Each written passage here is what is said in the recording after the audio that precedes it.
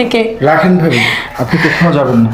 বন্ধু, সত্যি কথা বলছে ভাবি, তোর চোখ খুলে দেওয়ার জন্যই ভাবি আর আমি মিলে এই প্ল্যানটা করছি।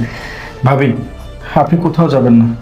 অবশ্যই আমার বন্ধু একজন ভালো মনের মানুষ।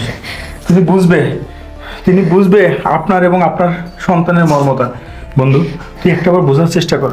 তুই যে অন্যায়গুলো করিস, সেই অন্যায়গুলো তোর যদি আরো একটা স্ত্রী হয়, তুই মনে করো ভাবিকে তালাক দিয়ে দিলি বা ভাবি চলে গেল, পরবর্তীতে তুই তো একটা বিয়ে করবি, তাই না?